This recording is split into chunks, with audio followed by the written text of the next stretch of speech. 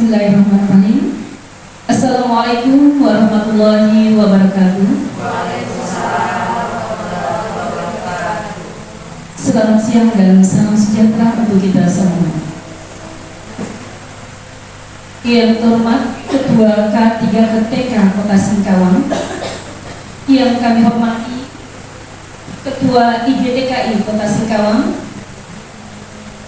pengajar praktik Bapak Arnold Jakobus SPD SDMPD, Bapak Wido Nugroho SPD, Kepala TK Negeri Sekota Singkawang, Dewan Guru TK yang berbahagia. Alhamdulillah, puji syukur kehadirat Allah Subhanahu wa taala karena atas rahmat dari Dunia pada siang hari ini kita masih diberikan nikmat kesehatan, kesempatan sehingga kita dapat berkumpul di TK Negeri Terpadu Kota Singkawang, yaitu Singkawang Barat, dalam rangka sosialisasi materi budaya positif di lingkungan sekolah. Adapun susunan acara kita pada siang hari ini, yang pertama pembukaan, yang kedua doa, yang ketiga sambutan-sambutan, keempat paparan materi, dan selanjutnya penutup. Baik, untuk memanfaatkan waktu dan agar acara kita pada hari ini berjalan dengan lancar dan diberikan rahmat dari Allah Subhanahu wa taala, marilah kita berdoa menurut agama dan keyakinan yang masing-masing. Berdoa dimulai.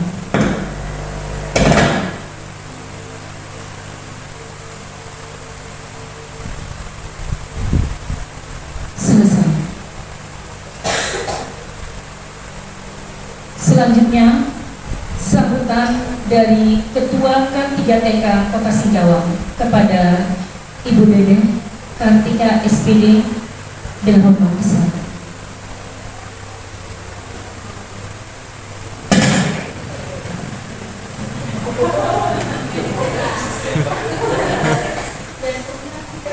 Bismillahirrahmanirrahim.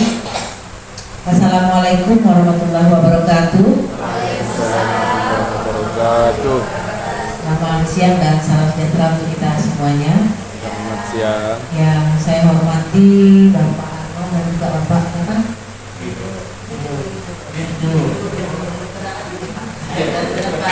Arnold dan kenal.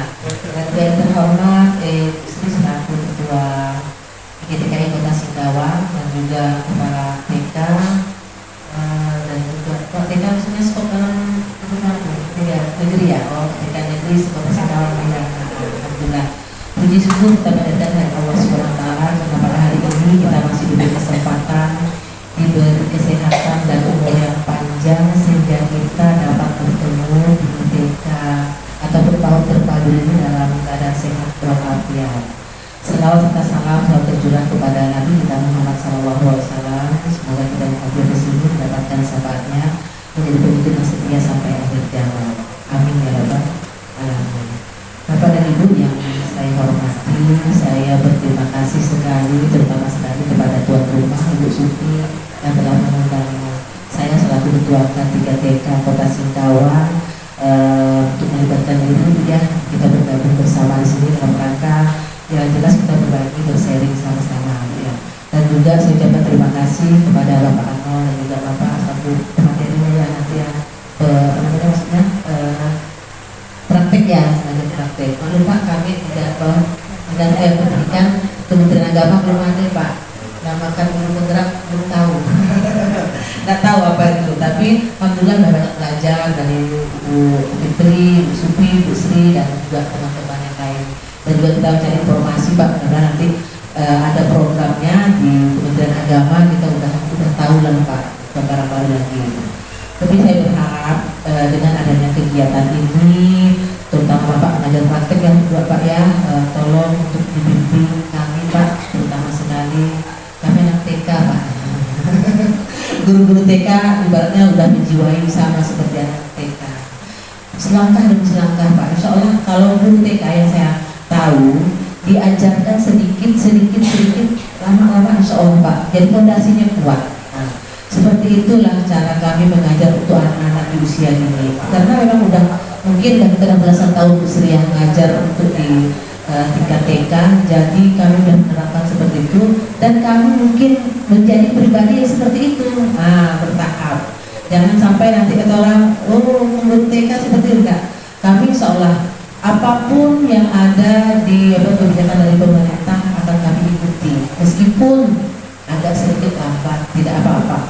Tapi insya Allah guru TK ikhlas, guru TK semuanya kompak insya Allah.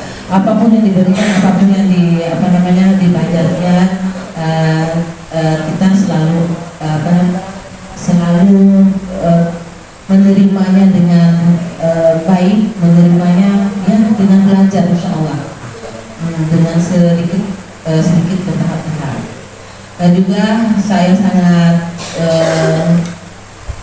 terima kasih sekali dan juga saya sangat senang sekali dengan adanya guru penggerak ini, Pak. Saya lihat guru-guru menjadi motivasi, menjadi ada sesuatu yang memang dikejar gitu, Pak. Ada sesuatu yang memang akan diraih.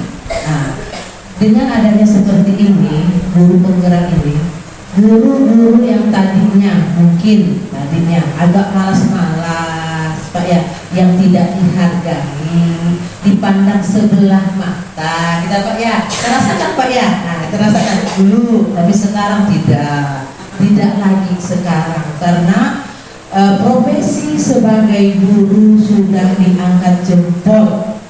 Nah, kita jempolnya 2, bukan lagi 1 dan 2. Karena apa? Karena tanpa guru, baru dirasakan COVID kemarin 2 tahun ngeraup orang tua semuanya.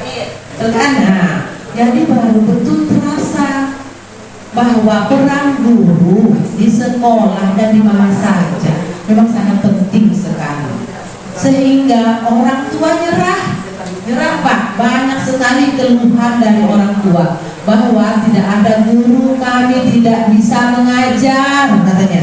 Kami tak tahu Bu ngajarnya. Anak TK ya Pak, dia ngomong gitu Pak. APG anak SD, SMP sampai SMA nggak tahu Bu. Kami angkat tangan. Bagaimana cara metode mengajar di sekolah kami tidak mengerti. Nah, berharganya guru. Nah, apalagi sekarang udah ada depan mata kita guru penggerak, udah ada 2 orang. Sip, mantap, ya dekat jempol. Insya Allah tepuk tangan dong. Nah, insya Allah nanti kita yang udah baik-baik ini, ibu-ibu yang sekarang mungkin berada di depan, ibu ya, nanti ibu-ibu akan termotivasi bisa nanti di depan sini juga, ya. Kita harus sama-sama karena untuk menciptakan suatu pendidikan yang berkualitas, Bu ya, kita juga harus berkualitas Pak ya. Nah, jangan sampai kita dianggap lagi sebelah mata, dianggap lagi tadi tidak dihargai, tidak seperti itu. Karena dengan adanya COVID kemarin memang sangat luar biasa sekali hikmah guru. Karena dulu sempat sedikit saja guru bikin kesalahan, udah lapor. Sedikit saja guru udah lapor, bahkan diancam, bahkan sampai jangan diancam, dia bahkan dibully. Nah, dipidanakan, bukan lagi. Jadi profesi sebagai guru jadi mengeri, takut kita. Padahal niat kita lillahi ta'ala, mau membetulkan, mau meluruskan, mau menanamkan karakter anak. Kita marah-marah, tapi marahnya seperti apa? Bukan asal marah kita. Kalau tidak ada penyebab, tak mungkin kita marah Pak ya. Kalau udah anak itu sudah terlalu, baru kita pun kita emosi, tetapi emosi kita maksudnya kita terhandle gitu, berpendidikan lah, tidak asal marah. Karena kita juga orang berpendidikan. Dan alhamdulillah sekali dengan adanya guru penggerak ini. Semuanya dari yang tingkat TK, SD, SMP sampai ke SMA semuanya menyambut baik. Dengan adanya ini memang kita selaku guru menjadi lebih sangat termotivasi, sangat kita menjadi lebih semangat Bu ya untuk melaksanakan tugas kita sebagai guru. Dan yang paling penting sekali, kita harus menciptakan anak-anak kita berkualitas, itu Bu, berkualitas intinya. Jadi anak-anak kita dari usia dini sampai nantinya ke tingkat jenjang yang paling tinggi, anak-anak kita betul-betul teruji, baik tanggung jawabnya, baik karakternya, ya, baik dia sebagai seorang pemimpin nantinya bisa teruji. Nah, mungkin dengan adanya kegiatan ini kita sambut baik. Jangan sampai ibu-ibu dengan adanya guru penggerak ini menjadikan beban.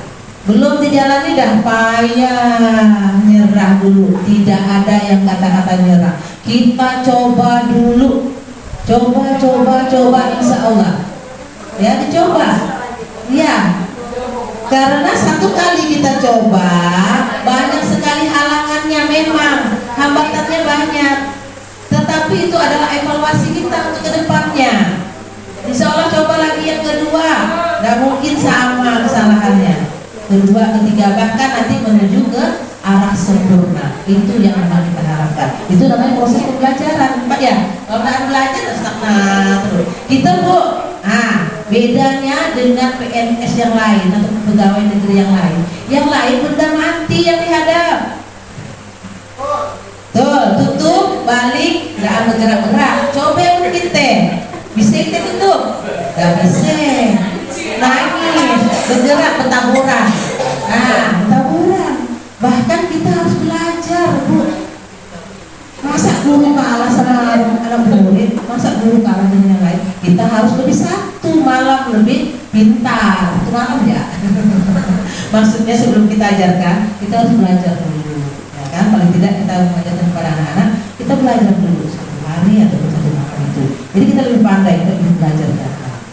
Itu ya. Dan juga kita sebagai guru perlu persiapan. Jangan sampai ngajar mentang-mentang tadi dihargai dan asal ngajar masuk kelas belajar tidak dicatat, tidak dinilai, tidak diabsen apa. Maklum tadi sedang guru penggerak tadi mulai.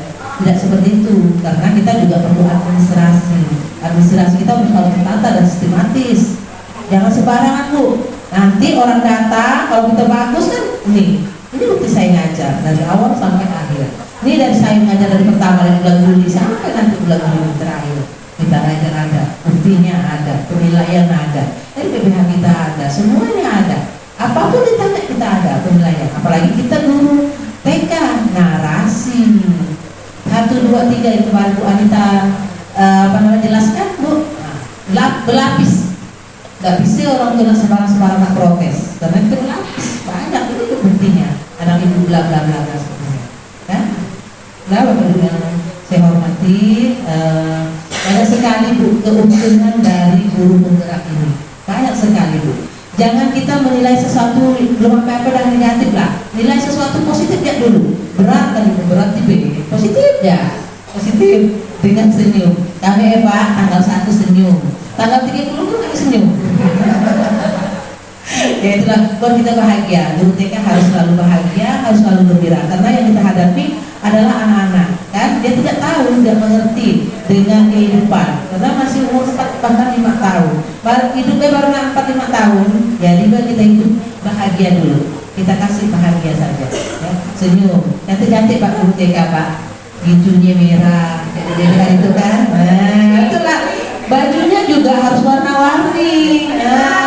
Iya, maklum. Nah, yang sekarang tak juga masker kan, gurunya.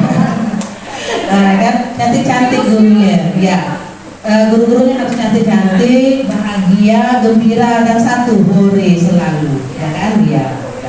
Kiranya itu saja yang dapat saya sampaikan. Sekali lagi saya pesan kepada ibu-ibu. Kita harus semangat ya, kita harus gembira dan berikan yang terbaik untuk peserta didik sehingga kita ciptakan pendidikan yang berkualitas ya.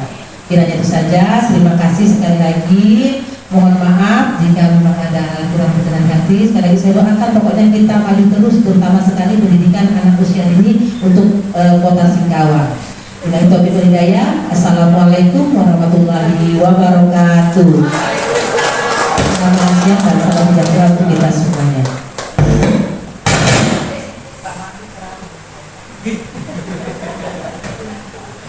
Terima kasih kepada Bu Detuk atas sambutannya. Selanjutnya yaitu kata sambutan dari yaitu Bapak Arnold Jakobus, SPD SDNPD. Kepada Bapak dan hormat disilakan.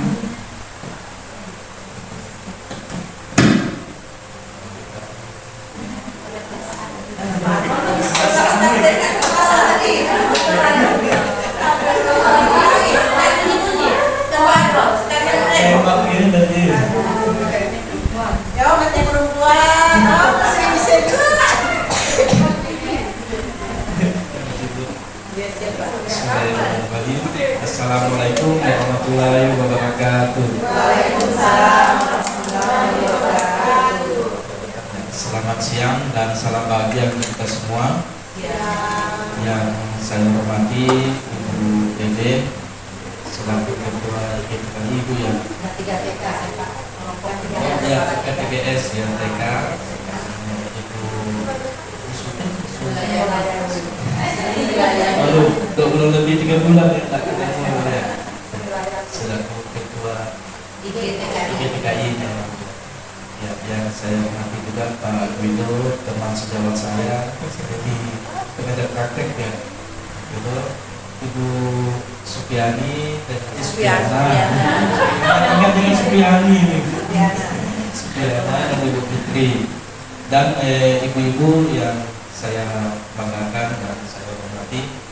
Ada beberapa yang memang sudah menjadi kawan saya lama, ada beberapa yang memang baru ini saya ketemu, termasuk Mega, pengantin baru, Supi,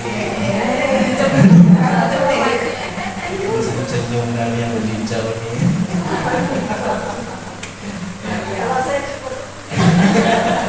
Sama-sama belajar. Ada satunya banyak Bu Levi, Bunda Levi kata anak-anak saya kan. Anak saya di kelasnya Bunda Levi. Kalau saya kan saya ancam, awas nanti laporkan dengan Bunda Levi ya langsung langsung. Pertama untuk ngajak sholat maghrib ya sana. Jadi mau ngawur, jadi ibu jadi saya jadi bukan apa penakut, jadi ikut nakutin gitu. Nah, sebenarnya nanti dibahas oleh Ibu Supi dengan Ibu Fitri terkait dengan tadi salah satunya itu pengawas. Jadi kontrol kita sebagai guru sebagai pengawas ya, sebagai untuk mengawasi atau menakuti tadi nanti dibahas oleh Ibu Fitri dan Ibu Supi di budaya positif tadi. Ya, sekilas yang akan saya sampaikan. Terima kasih kami ucapkan kepada Ibu Fitri dan Ibu Supi yang sudah mengundang kami dalam kegiatan ini. Banyak yang disampaikan oleh tadi Ibu Dede. Bahkan saya dari beberapa tahun atau semenjak saya menjadi guru, saya melakukan analisa ada yang keliru dengan sistem pendidikan kita. Kelirunya ketika kita mencontoh di atas. Guru SD mencontoh guru SMP, guru SMP mencontoh guru SMA. Seharusnya terbalik kata saya. Guru SD itu harus mencontoh yang guru sebelumnya, guru TK. Nah, itu saya harus mencontoh. SMP harus mencontoh yang SD seperti apa proses pembelajarannya. SMA seperti itu juga. Jangan kita mencontoh di atas. Dan bahkan saya melihat guru TK ini sudah melaksanakan filosofi dari Ki Hajar Dewantara. Boleh ditanya dengan Bu Fitri dan Bu Supi bahwa sudah melaksanakan di TK ini, sudah melaksanakan dari sistem penilaiannya juga sudah tidak pakai skor-skor angka-angka, tapi menggunakan deskripsi kan. Nah itu seharusnya penilaian seperti itu. Nah itu yang saya lihat, yang saya analisa di sistem pendidikan kita. Nah, mudah-mudahan kita bisa melakukan perubahan, karena sekarang di guru penggerak itu kita sudah ditekankan untuk menggunakan filosofi dari Ki Hajar Dewantara. Jadi kembali lagi ke fitrahnya. Kita selama ini guru kita itu berkiblat ke dunia luar. Nah sekarang kita diminta untuk mengaplikasikan mengimplementasikan apa yang sudah dicetuskan oleh Bapak Ki Hajar Dewantara. Nah, ini salah satunya di budaya positif. Apa itu budaya positif? Bagaimana menerapkan budaya positif di sekolah? Bagaimana menerapkan disiplin yang positif? Apakah hukuman itu baik bagi anak? Nah, contohnya tadi ketika saya mengancam anak saya bahwa akan melakukan, apakah itu baik, boleh? Apakah itu berdampak baik bagi anak saya? Nah, apakah memberi penghargaan, memberi hadiah itu semuanya baik? Nah, nanti dikupas di budaya positif ini. Kita kan kadang mengiming-imingkan kalau melakukan ini akan memberi hadiah ini. Apakah semua perlakuan itu semuanya baik atau ada hal-hal tertentu yang bisa kita lakukan atau ada hal-hal yang tidak bisa kita lakukan? Nah, itu nanti dikupas. Pujian, penghargaan, punishment, hukuman, bagaimana cara menghukum. Nah, itu nanti kita sama-sama akan pelajari di hari ini. Nanti lebih banyaknya akan dibuka oleh para kawan-kawan calon guru penggerak. Jadi di sini intinya kita diskusi, Bu, ya. Diskusi, ada materi, kita tukar pikiran, mungkin dari Bapak Ibu ada pendapat lain bisa juga disampaikan. Nah, itu sekelas dari saya, karena yang paling intinya ini nanti kedua orang ini yang akan menyampaikan materi pada hari ini. Cukup sekian dari saya. Mohon maaf sebelumnya untuk Bapak Ibu yang ada di sini jika ada hal-hal yang tidak berkenan dari saya mohon maaf. Terima kasih sekali lagi sudah diajak untuk bergabung, untuk berkolaborasi bersama-sama untuk meningkatkan kualitas pendidikan khususnya di Kota Singkawang. Karena tadi fondasi, kata UDD fondasi, TK PAUD itu fondasi. Kami yang di SD, terutama saya yang di SD itu sebagai penikmat mutu, keluaran dari TK kan kami yang itu. Nah, jadi kita mudah-mudahan bisa berkolaborasi dari TK, dari SD, nanti keluaran dari kami, hasil didikan kami akan dinikmati oleh Pak Guido di SMP. Nah, jadi kita saling jadi saling berlanjut. Kalau dasarnya sudah bagus, insya Allah kami di SD tinggal meneruskan lagi. Nanti di SMP tinggal meneruskan. Jadi Bapak Ibu ini yang nanti yang di fondasi paling bawah ini yang paling sulit lah bagi saya untuk membangun dasarnya. Cukup sekian dari saya. Akhir kata saya ucapkan wabillahi taufiq wal hidayah. Assalamualaikum warahmatullahi wabarakatuh. Selamat pagi dan salam bahagia untuk semua. Selanjutnya sambutan dari Ketua IGTKI Kota Singkawang kepada Ibu Sri Layani SPD dengan hormat, silakan.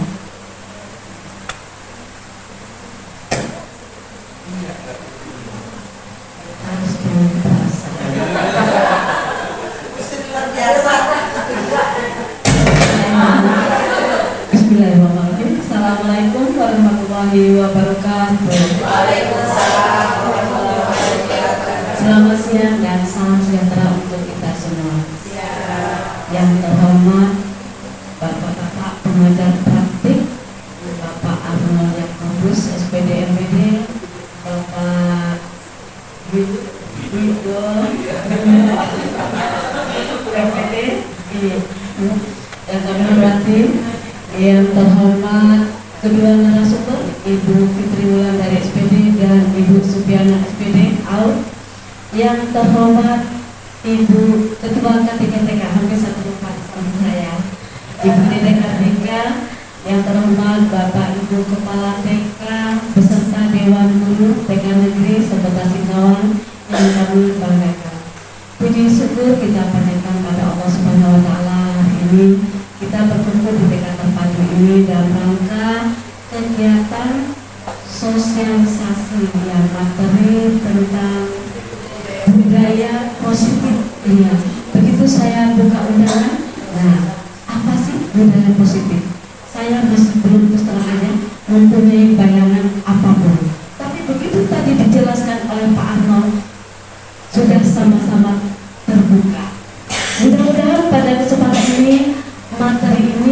menyimak dengan baik sehingga apa sih seperti binatangnya budaya positif ini dapat kita terapkan di sekolah kita. Mungkin selama ini kita sudah menerapkan, tapi mungkin ada yang belum. Jadi kita coba terapkan. Mungkin sudah kita terapkan, tapi mungkin caranya salah. Ya, dan kita betulkan di sekolah kita. Ini sangat penting sekali karena terutama tadi Bu Dede udah bilang bahwa kita ini fondasi dasar. Kalau kita salah mengajarkan pada anak, itu akan terbawa sampai ke besar. Kalau nanti di SD tidak ada yang membetulkan, dan kesalahan itu akan berlanjut. Begitu sampai SMP, tidak ada yang membetulkan, itu kesalahannya akan tetap berlanjut. Nah, itu salah siapa? Yang memberikan yang pertama, salah kita, dosa kita, salah guru TK. Nah, untuk anak-anak TK ini sebetulnya yang paling cepat diingat itu adalah pada gurunya. Bagaimana pendekatan kita sehingga kita bisa memberikan kesan yang baik terutama pada anak-anak. Karena kesan yang baik itu akan dibawanya sampai ke tua. Saya punya pengalaman. Sekian puluh tahun, 20 tahun yang lalu, saya sudah tidak ingat lagi siapa pemuda yang ada di Indomaret. Tiba-tiba saya bicara di kasir dengan bapak kelas 3. Maaf ibu, katanya. Ya, saya bilang, ibu Sri Rayani ya? Iya, saya bilang. Ibu saya? Ibu saya enggak bu? Ibu enggak saya. Kamu siapa? Dulu sekolah di mana? Saya bilang, saya sekolahnya di Kabupaten Harapan. Itu bu, nama saya Asrul. Acuy. Oh Acuy, kamu coy, aduh gantungnya kamu. Saya bilang, sudah seperti ini, lebih dari saya. Sedang kamu sekarang di mana? Saya, apa kegiatan kamu? Saya kuliah ibu, tinggal minum sudah. Alhamdulillah, ibu 2 tahun. Sekarang begitu terus. Tapi saya ingat, kenapa anak ini punya kesan mungkin dengan saya. Memang saya tidak pernah marah dengan dia. Tapi ibaratnya anak ini memang tingkahnya aktif. Main ayunan setinggi tingginya, manjat pohon setinggi tingginya. Mau dilarang, makin dilarang makin jadi. Jadi akhirnya saya bilang apa? Coy, saya bilang, saya panggil nama mas. Coy, saya bilang, kurang tinggi kamu main ayunan. Tapi kalau kamu tinggi-tinggi, saya bilang, ibu tidak tanggung. Kalau menangkut di pohon ketapang, saya bilang. Ibu tidak bisa baca, saya bilang. Nanti kamu sampai sore tidak tahu bermain muka, ibu tidak tanya muka. Langsung dia bermain ayunan pelan. Begitu dia manjat, kalau patah ini gimana lah, ya saya bilang gitu ya. Cuy, saya bilang, semakin tinggi nanti kamu ditiup angin, digoyang angin. Nanti gimana lah kamu? Bisa-bisa kamu nanti, ya kok bisa terbang kayak burung, saya bilang. Tapi kalau kamu jatuh, saya bilangnya kayak apa? Jatuh kayak buah-buah durian, saya bilangnya golok nanti. Maksudnya namanya jadi anak itu ibaratnya sampai saya bilang ke kawan-kawan atau ini orang anjungan.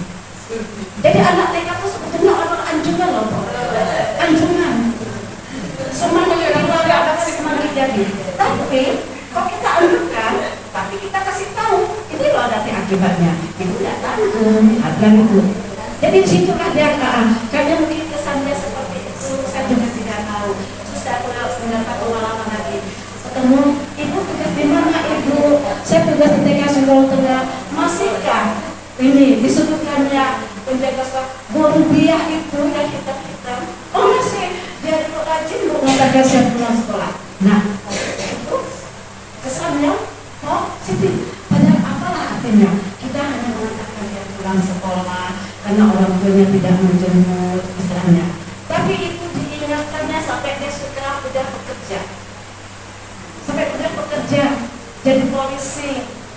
Masih kabur? Oh masih, saya bilang. Dan banyak-banyak yang lain lagi masih tanya, masih kah? Sampai tanya, Bu Supi juga pernah. Oh masih ya Bu Supi Bu, tidak itu anak di TK Utara. Oh masih, saya udah pindah ke TK Utara, ketemu sama orang tua.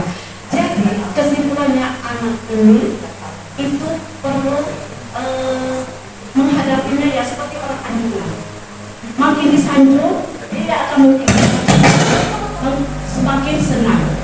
Tapi sanjungan itu dengan bahasa yang bagaimana supaya dia mau mengikuti perintah kita, supaya tidak melakukan apa yang kita inginkan. Itu ke satu. Kedua apa? Contoh dan kalau kita mengatakan itu tidak bagus, tapi kita mengerjakan itu pembunga. Bisa-bisa kita dibilang pembunga. Ibu pembunga katanya itu tidak boleh, tapi itu kan boleh. Nah, hati-hati itu. Kalau kita sudah menyatakan yang itu boleh, yang itu tidak boleh, kita harus konsekuen. Jangan sampai kita tidak formulasi.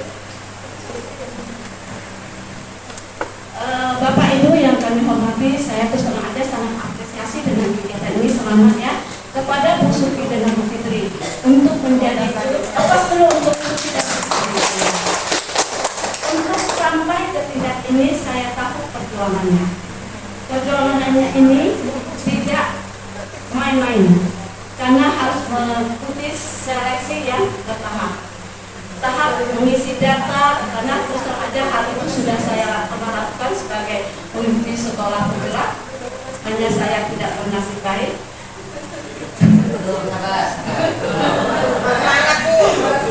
Terus setelah itu mengisi biodata, harus mengisi soal-soal yang beranak pinak, tapi soal menjadi berapa siang malam dikerjakan. Nah, cerita tentang soal ini adalah studi kasus. Sekarang saya tahu ya, apa yang pernah jadi pengajar praktek terus mengalami seperti itu. Nah, studi kasus ini sebetulnya adalah jawaban yang cermin dari diri kita sendiri. Karena setelah itu diadakan wawancara, apa yang ditanya? Yang ditanya adalah seputar dari pertanyaan yang harus kita jawab di studi kasus tersebut. Nah, dari jawaban itulah dia akan bisa menilai kita seperti apa sih kepribadian kita. Jadi intinya itu sama juga dengan si tes. Jadi tidak abal-abal. Jadi mereka menilai dengan misalnya itu visi katanya memang anu dia itu hal itu sudah memang kita wajar. Tapi bukan hanya itu aja. Kepintaran tidak menunjuk, tapi bagaimana kepribadian kita juga dalam menghadapi, memecahkan segala permasalahan yang ada di sekitar kita dalam dunia pendidikan, di kelas, di sekolah. Bagaimana hubungan sosial kita dengan teman itu termasuk. Bapak Ibu yang kami hormati, ini merupakan salah satu pendidikan perdana untuk kota Singkawang, walaupun angkatan 5 Pak ya. Jadi saya harapkan bagi ibu-ibu ke depan kalau ada kesempatan ikut paling tidak bukan sekedar meramaikan, berusaha supaya kalau Bu Fitri dan Bu Sufi bisa, kenapa saya tidak bisa? Jadi motivasi kita itu mulai dari dalam kita sendiri. Jangan kita melihat beratnya.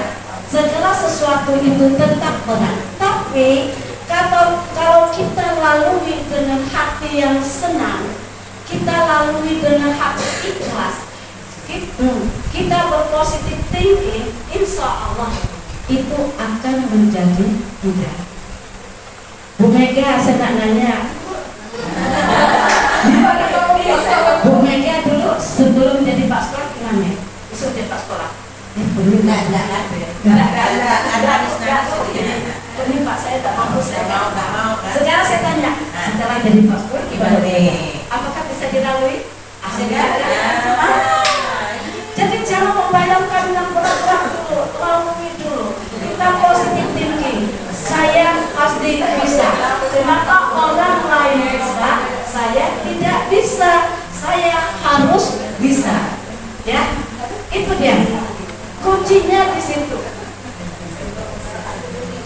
kalaupun seandainya tidak lolos menurut saya, kita harus bergaul. Kayak saya mungkin ke depan, saya ini lulus 4 tahun lagi, 4 tahun lagi. Ya untuk apa lah misalnya, tapi bukan berarti saya meremehkan, bukan berarti tidak. Tapi kita harus bisa belajar, lewat mana? Ada lewat telepon, iya, kita belajar di situ, bisa belajar misalnya dari untuk gerak kita tanya apa sih deteksinya, ini waktu ini kita tanya, nah itu juga pengetahuan untuk kita, tanya pada sekolah penggerak sambil kita, gimana Bu Anita sekolah penggerak saja, musik dan apa ini, ada cerita kan? Nah itu ilmu untuk kita, secara tidak sadar kita menggali pengalaman kawan yang masih dari sawah, dari kawan sudah mengalami. Jadi saya harapkan di sini banyak yang muda, jangan untuk takut, tetap semangat, harus mau untuk maju. Karena kita ini adalah guru meletakkan fondasi awal. Kalau fondasinya kokoh, insya Allah. Fondasinya bagus, kukuh, insya Allah ke depan. Karena ini bagaimana kita harus berikan kedua tahun yang akan datang, dan ini kita, generasi kita yang akan datang. Saya kira hanya itu yang dapat saya sampaikan. Saya harapkan mereka terlihat. Saya ucapkan terima kasih, mohon maaf. Saya tidak bermaksud menggurui, tapi inilah kita saling sharing membuka wawasan. Saya harapkan untuk Bu Fitri, Bu Supi, semoga sukses sampai selesai. Saya ini beralih Taufik Hidayah. Assalamualaikum warahmatullahi wabarakatuh. Waalaikumsalam.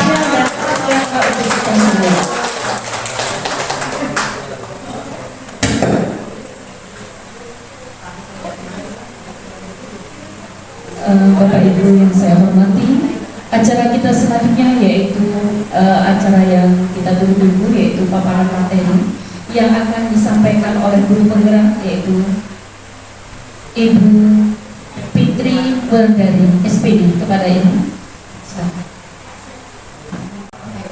Assalamualaikum warahmatullahi wabarakatuh. Waalaikumsalam warahmatullahi wabarakatuh. Sebelumnya saya mau mengucapkan terima kasih kepada teman-teman rekan sejawat,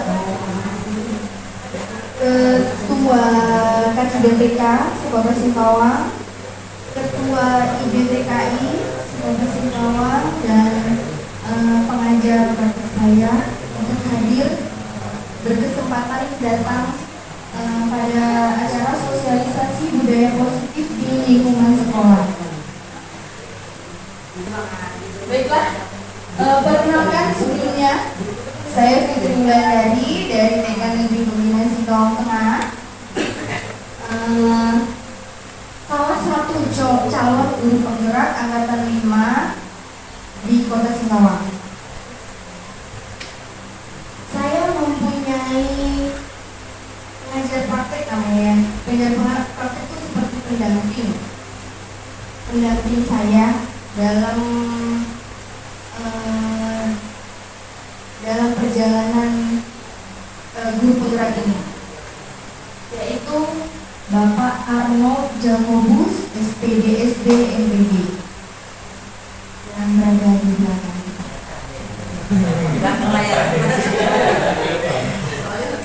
Nah, selanjutnya yaitu fasilitator. Kami ada fasilitator. Nah, fasilitator saya ini bernama Bapak Jafar. Beliau ini orang Sulawesi. Nah, kebetulan saya dengan Bu Supiana itu beda fasilitator. Nah, kalau Bu Supi kan Ibu ada, kalau saya Pak Jafar. Kami berpisah kelompok. Itu. Oke, baiklah. Nah, terkait budaya positif di lingkungan sekolah, terkait materi budaya positif di lingkungan sekolah ini, saya dan rekan-rekan calon guru penggerak yang lain itu membuat aksi nyata yang diimplementasikan di sekolah-sekolah kami masing-masing. Nah, ini adalah salah satu aksi nyata saya berupa video yang saya buat di sekolah saya yang saya implementasikan, yaitu tentang budaya positif di lingkungan sekolah.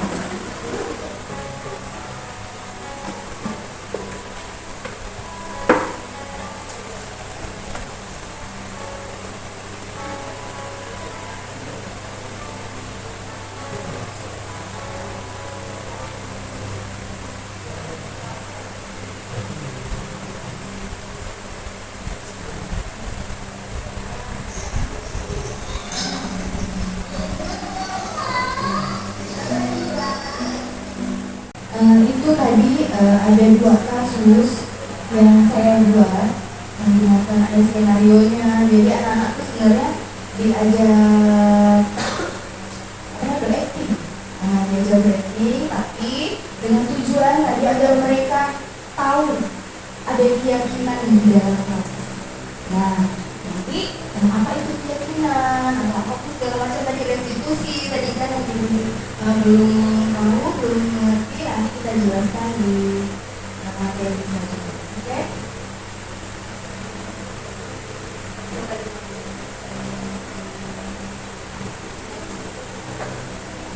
Nah, apa itu budaya positif? Budaya positif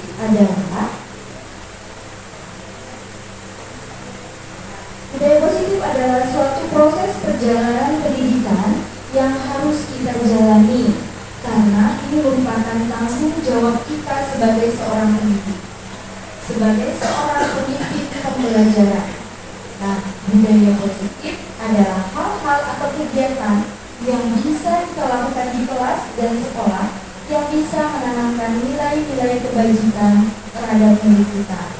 Budaya positif akan bermuara pada nilai-nilai universal, nilai-nilai kesepakatan yang dianggap baik untuk semua warga di sekolah di lingkungan kita. Nah, untuk mewujudkan budaya positif itu ada 6 dasar yang harus kita pelajari untuk mewujudkan budaya positif yang benar di lingkungan sekolah kita. Nah, yang pertama yaitu disiplin positif dan nilai-nilai kebajikan universal. Yang kedua, teori motivasi, hukuman dan penghargaan serta restitusi. Yang ketiga, kehidupan kelas.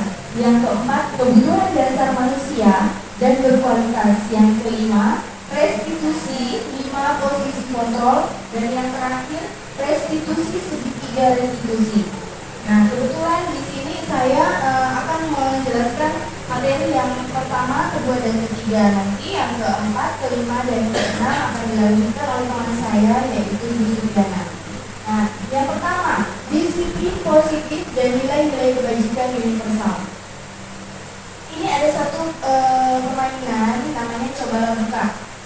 Nah, Anda dan teman Anda akan melakukan kegiatan cobalah buka. Misalnya nih, Bu Mega sama Bu Aryati gitu kan. Misalnya Bu Mega A, Bu Aryati B gitu kan. Nah, tugas Anda adalah mengepalkan salah satu tangan Anda. Dan coba Anda bayangkan, kepalkan dulu salah satunya. Dan coba Anda bayangkan bahwa Anda menyimpan sesuatu yang sangat berharga di dalam kepalan tangan Anda. Anda perlu menjaga benda tersebut sekuat tenaga Anda karena begitu pentingnya untuk kehidupan Anda. Tugas B atau rekan Anda itu adalah mencoba untuk segala cara untuk membuka kepalan tangan Anda. Teman Anda B boleh membujuk, menghadir, mengintimidasi, memarahi, menggoda, mengkritik, bahkan menawari Anda uang agar Anda bersedia membuka kepalan tangan Anda. Nah, coba Bu Mega sama Bu Aryati mungkin boleh ke depan membantu saya.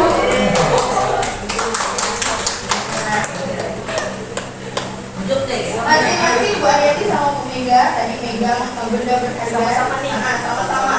Itu benda yang paling berharga buat Bu Mega dan buat Bu Aryati. Oke, sekarang pertama siapa yang mau membujuk dulu nih? Siapa yang mau membujuk? Siapa yang mau membujuk Bu Arga? Bu Arya. Oke, Bu Aryati. Jadi Bu Aryati membujuk Bu Mega agar Bu Mega membuka kepalan tangan Bu Mega. Ayo coba. Terapkan suka. Coba gimana caranya biar kebuka gitu Bu Aryati?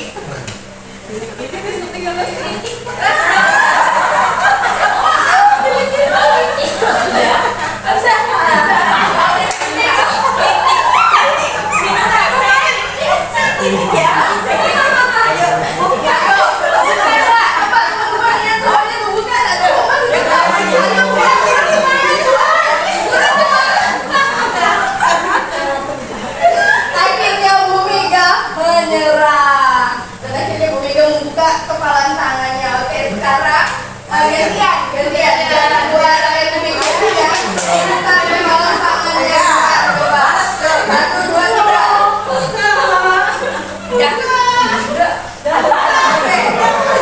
Ayo, Mega, semangat Mega. Ayo.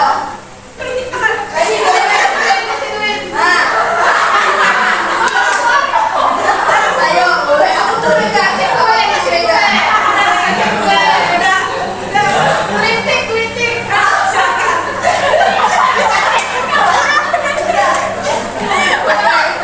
Ayo, semangat Mega. Gimana caranya biar ada satu tangannya? Nanti coba berdua dah. Ujung-ujungnya Bu Ana ya, bukan itu ya, yang memujuk ya. Oke, yang lain. Jadi tetap ya, buat tetap pendirian. Oke, terima kasih kepada Bu Mega dan teman-teman. Nah, dalam game tadi itu ada game karya itu gimana caranya kita dapat mengontrol diri kita, terutama ya mengontrol diri kita, apakah dibuka atau tidak itu tergantung apa yang kita pegang dan apa yang kita butuhkan. Ya. Nah, kan ada pertanyaan, apakah Anda atau B membuka kepalan tangan Anda? Mengapa? Apa alasan Anda atau B membuka kepalan tangan? Oke? Nah, ini ada teori kontrol dari Dr. William Glasser, yaitu dalam kontrol teori yang kemudian hari berkembang dan dinamakan voice theory, meluruskan beberapa miskonsepsi tentang makna kontrol. Nah, makna kontrol yang pertama, ilusi guru mengontrol murid. Bagaimana cara ilusi guru mengontrol murid? Yang kedua, ilusi bahwa semua penguatan positif, efektif, dan bermanfaat. Nah, yang ketiga, ilusi bahwa kritik dan membuat orang merasa bersalah dapat menguatkan karakter. Nah, yang terakhir, ilusi bahwa orang dewasa memiliki hak untuk memaksa. Nah, bagaimana seorang bisa berubah dari paradigma stimulus respon kepada pendekatan teori kontrol? Nah, ini dari Stephen F. Covey, Principle Center Leadership tahun 1991 mengatakan bahwa bila kita ingin membuat kemajuan perlahan, sedikit-sedikit ubahlah sikap atau perilaku Anda. Namun bila kita ingin memperbaiki cara-cara utama kita, maka kita perlu mengubah kerangka acuan kita. Ubahlah bagaimana Anda melihat dunia, bagaimana Anda berpikir tentang manusia, ubahlah paradigma Anda. Nah, skema pemahaman dan penjelasan aspek-aspek tertentu tentang realitas ada di bawahnya, yaitu terlihat ya Bapak Ibu, ya dari tabel itu ada stimulus respon, dan teori kontrol. Yang pertama mungkin saya baca yang pertama tentang realitas atau kebutuhan kita sama. Nah, teori kontrolnya realitas atau kebutuhan kita berbeda. Terus semua orang melihat hal yang sama. Stimulus respon, teori kontrolnya setiap orang memiliki gambaran berbeda. Kita mencoba mengubah orang agar berpandangan sama dengan kita. Sedangkan teori kontrolnya kita berusaha memandang pandangan orang lain tentang dunia. Perilaku buruk dilihat sebagai suatu kesalahan. Stimulus responnya, sedangkan teori kontrolnya semua perilaku memiliki tujuan. Nah, ini dari teori yang berikutnya. Oke, next Bu Ana. Oke, Di sini ada makna kata disiplin. Bapak Pendidikan kita Ki Hajar Dewantara menyatakan bahwa di mana ada kemerdekaan, disitulah ada disiplin yang kuat. Sungguh pun disiplin itu bersifat self-disiplin, yaitu kita sendiri yang mewajibkan kita dengan sekeras-kerasnya, tetapi itu sama saja. Sebab jikalau kita tidak cakap melakukan self-disiplin, wajiblah penguasa lain mendisiplin diri kita. Dan peraturan dan kebijakan itulah harus ada di dalam suasana yang merdeka. Dalam Hajar Dewantara Pemikiran Konsensus Keteladanan Sikap Merdeka cetakan kelima tahun 2013 halaman 470. Pemikiran Hajar Dewantara ini sejalan dengan pandangan Diana Gosen dalam bukunya Restructuring School Discipline tahun 2021. Diana menyatakan bahwa arti dari disiplin berasal dari bahasa Latin yaitu disiplina yang artinya belajar. Kata disiplin juga berasal dari akar kata yang sama dengan disiplin atau murid atau pengikut. Untuk menjadi seorang murid atau pengikut, seseorang harus paham betul alasan mengapa mereka mengikuti suatu aliran atau ajaran tertentu, sehingga motivasi yang terbangun adalah motivasi intrinsik bukan ekstrinsik. Jadi sebagai pendidik, tujuan kita adalah menciptakan anak-anak yang memiliki disiplin diri sehingga mereka bisa berperilaku dengan mengacu pada nilai-nilai kebajikan universal dan memiliki motivasi intrinsik bukan ekstrinsik. Nah, di sini nilai-nilai kebajikannya itu yaitu yang sekarang diterapkan kan tentang profil pelajar Pancasila, yaitu yang pertama ada 6 beriman, bertakwa pada Tuhan Yang Maha Esa dan berakhlak mulia. Terus yang kedua mandiri, yang ketiga bernalar kritis, keempat berkebinekaan global, yang kelima bergotong royong, dan yang keenam terakhir kreatif. Ini adalah nilai-nilai kebajikan yang kita akan implementasikan. Sekarang masuk ke yang materi kedua tadi, yaitu teori motivasi hukuman dan penghargaan serta restitusi. 3 motivasi perilaku manusia. Ada 3 motivasi perilaku manusia, yaitu Diana Gosen dalam bukunya Restructuring School Discipline menyatakan ada 3 motivasi perilaku manusia. Yang pertama, untuk menghindari ketidaknyamanan atau hukuman. Yang kedua, itu untuk mendapatkan imbalan atau penghargaan dari orang lain. Yang ketiga, untuk menjadi orang yang mereka inginkan dan menghargai diri sendiri dengan nilai-nilai yang mereka percayai. Nah, ini adalah hukuman, konsekuensi, dan restitusi. Restitusi adalah proses menciptakan kondisi bagi murid untuk memperbaiki kesalahan mereka, sehingga mereka bisa kembali pada kelompok mereka dengan karakter yang lebih kuat. Gosen 2000. Restitusi juga merupakan proses kolaboratif yang mengajarkan murid untuk mencari solusi untuk masalah mereka dan membantu murid berpikir tentang orang seperti apa yang mereka inginkan dan bagaimana mereka harus memperlakukan orang lain. Kelsen Gosen 1996. Nah, bila kita ingin melihat bagian bawah ini, kata disiplin tanpa tambahan kata positif di belakangnya, sesungguhnya sudah merupakan identitas sukses dan hukuman merupakan identitas gagal. Disiplin yang sudah bermakna positif terbagi 2 bagian, yaitu disiplin dalam bentuk konsekuensi dan disiplin dalam bentuk restitusi.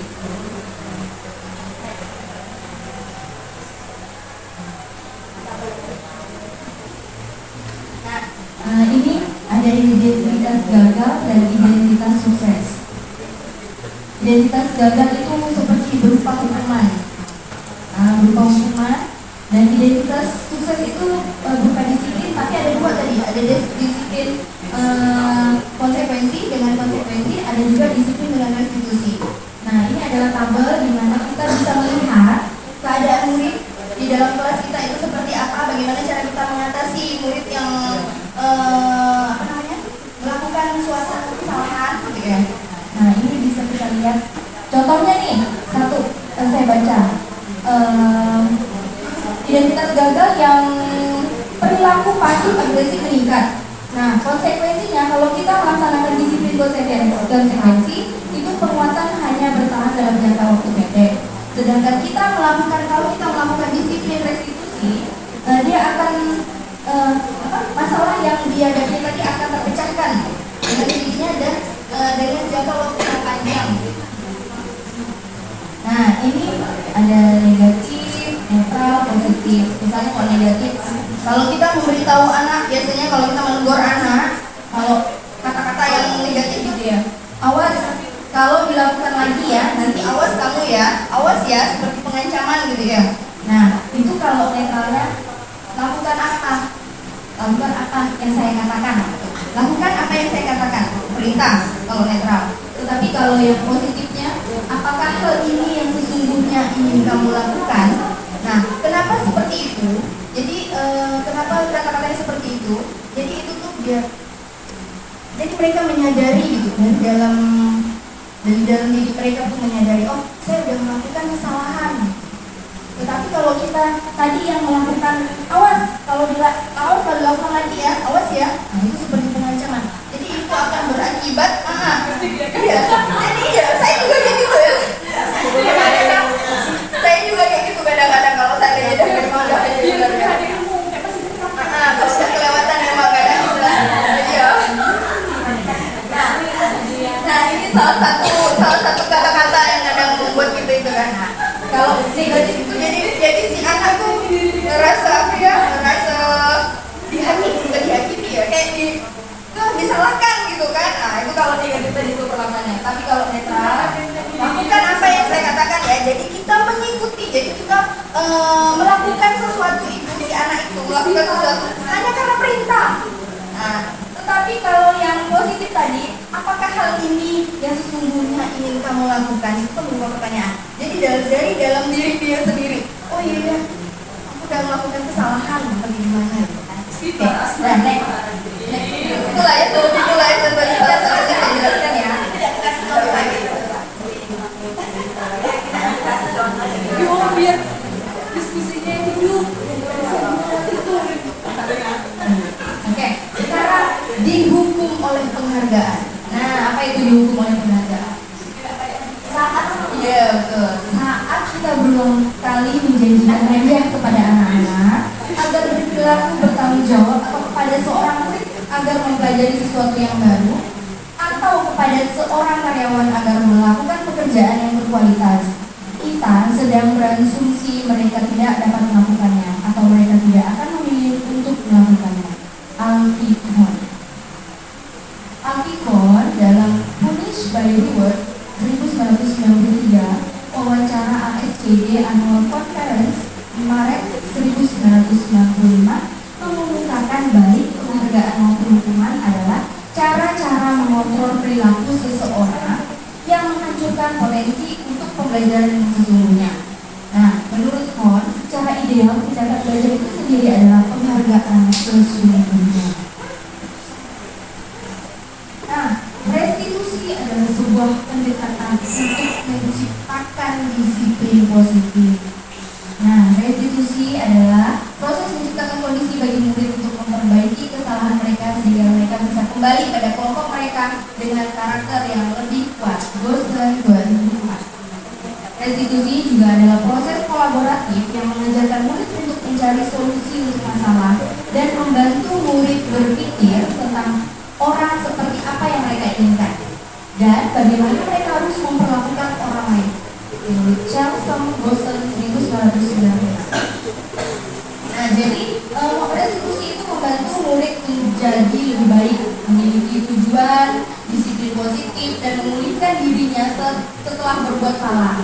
Penekanannya bukanlah pada bagaimana perilaku untuk menyenangkan orang lain atau menghindari ketidaknyamanan.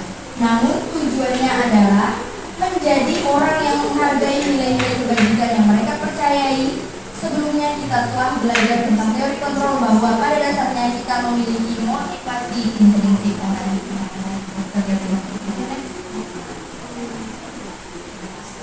Nah, sekarang masuk ke materi ketiga, yaitu keyakinan kelas. Mengapa keyakinan kelas? Mengapa tidak peraturan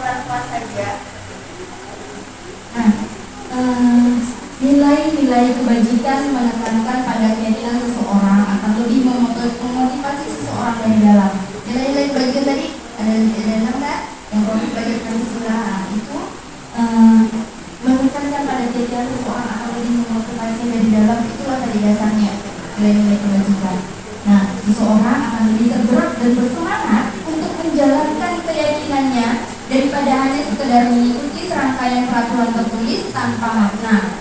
Murid-murid pun demikian. Mereka perlu mendengarkan dan memahami arti sesungguhnya tentang peraturan-peraturan yang diberikan. Apa nilai-nilai kebajikan di balik peraturan tersebut? Apa tujuan utamanya, dan menjadi tidak tertarik atau takut sehingga hanya sekedar mengikuti serangkaian peraturan-peraturan yang mengatur mereka tanpa memahami tujuan mulianya. Nah, keyakinan kelas ini, pembentukan keyakinan sekolah atau kelas ini bisa diikuti. Yang pertama yaitu keyakinan kelas bersifat lebih abstrak daripada peraturan yang lebih rinci dan konkret.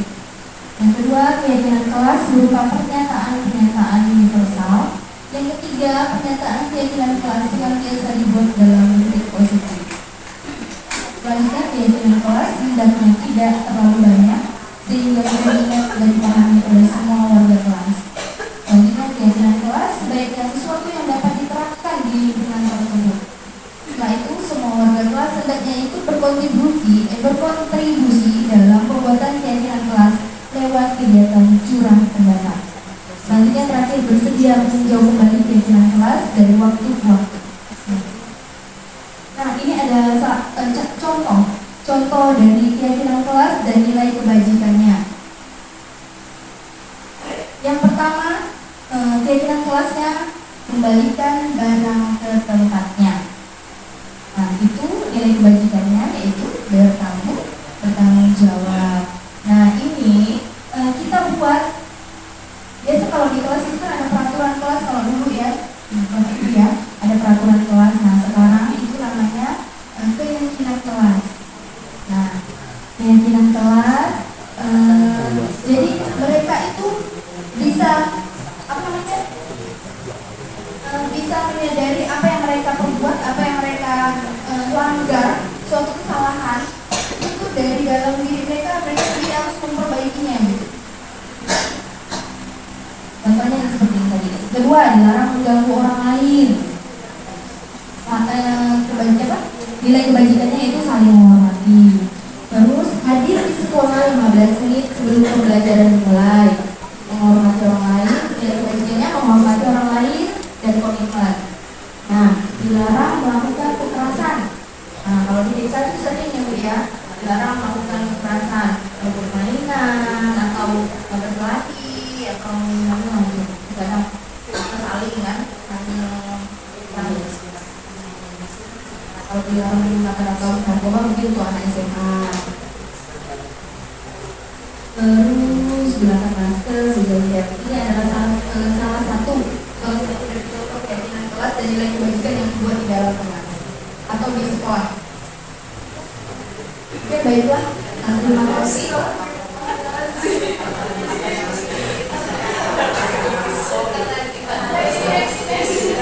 Terima kasih. Dan sebelumnya,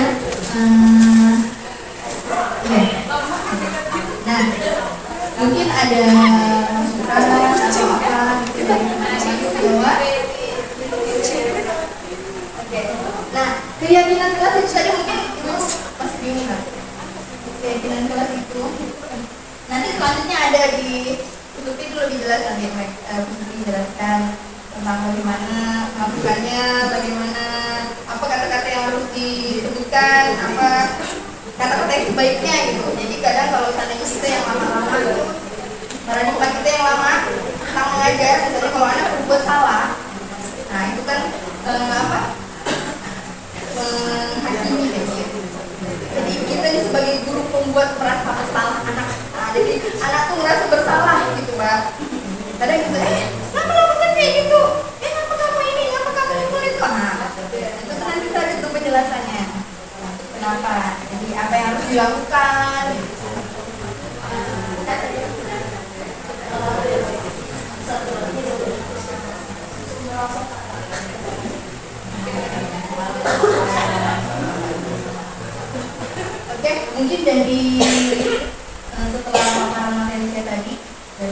itu mungkin ada salah satu teman saya mungkin ada yang bisa refleksikan bagaimana apa yang didapat pemikiran itu seperti apa dan apa yang tidak dimengerti mungkin atau kayak gimana. Mungkin ada yang ingin menyampaikan dari teman-teman. Memang sih ini belum maksimal ya, belum sampai akhir. Cuma dari ketiga materi tadi itu kira-kira apa yang didapat? Materi apa?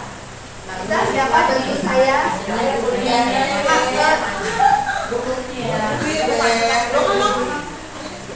Wih, boleh Wih. Oke. Wih.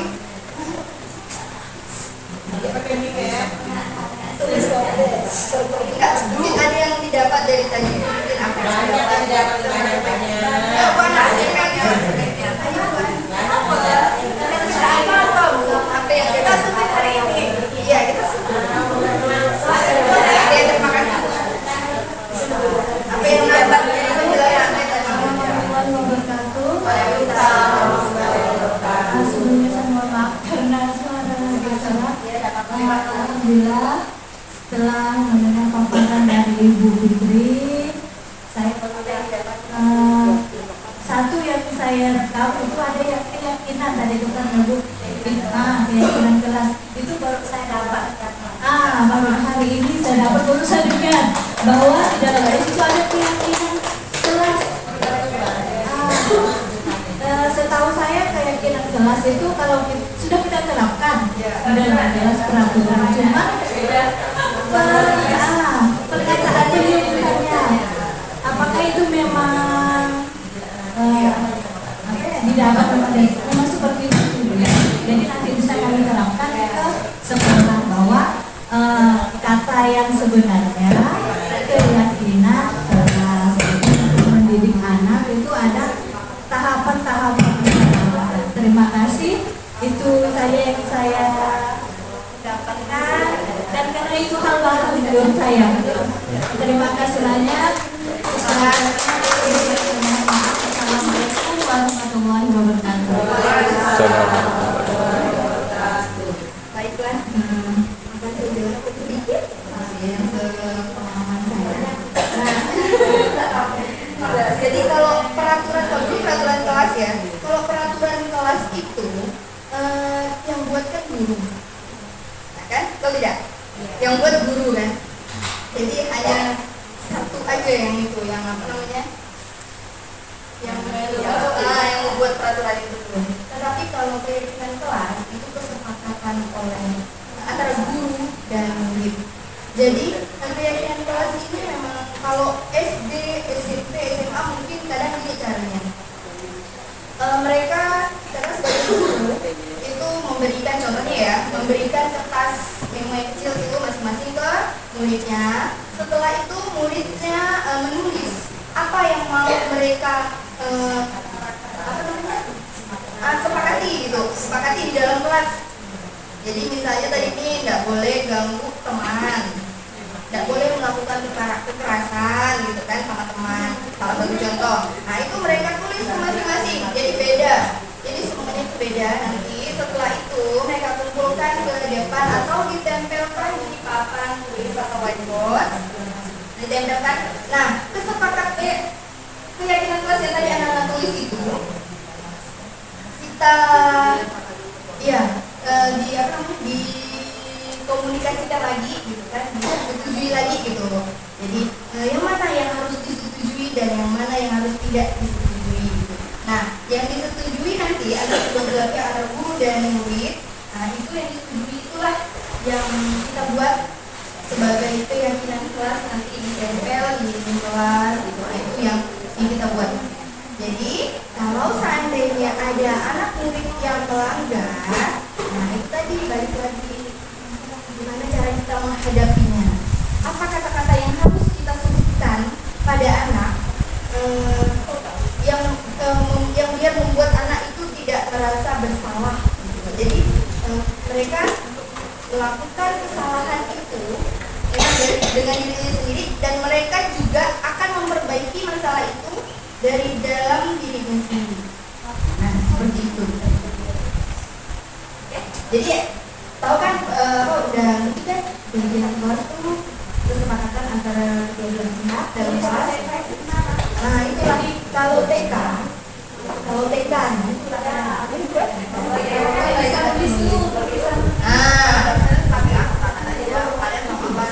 jadi mungkin gini, kita memberikan pilihan kan? Kalau kita sebagai guru memberikan pilihan, jadi kita melihat dari latar belakang kelas itu tuh seperti apa? Kan kita tahu kan, kelas itu tuh latar belakangnya seperti apa, permasalahan yang terjadi itu seperti apa gitu. Nah misalnya nih, kelas saya pribadi ya, misalnya kan,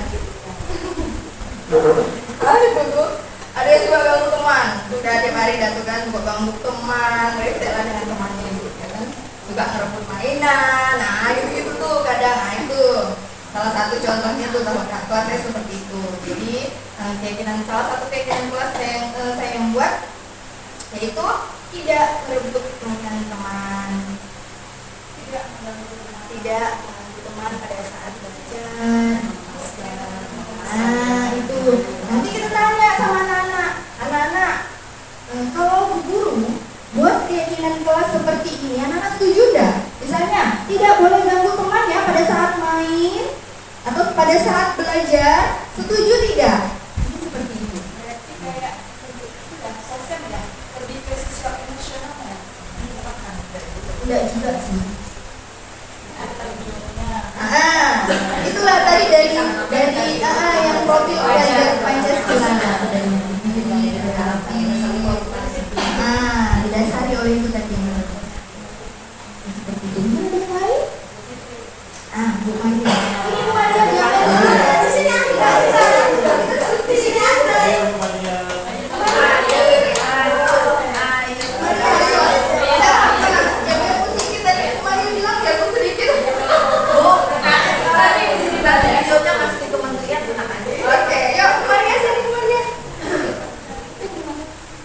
Baik, selamat sore teman semuanya. Saya di sini mau bertanya ya, bukan bertanya juga sih. Meminta kepastian.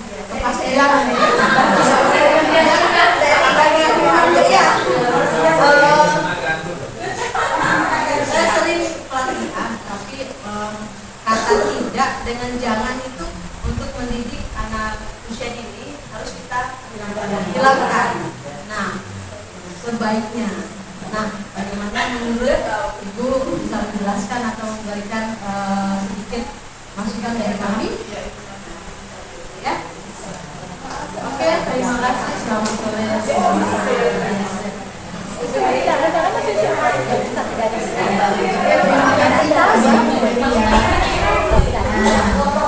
Tadi Bu Maria menanyakan itu bagaimana kita menghadapi anak yang melakukan kesalahan agar tidak melakukan kata tidak dan jangan gitu ya Bu Maria ya.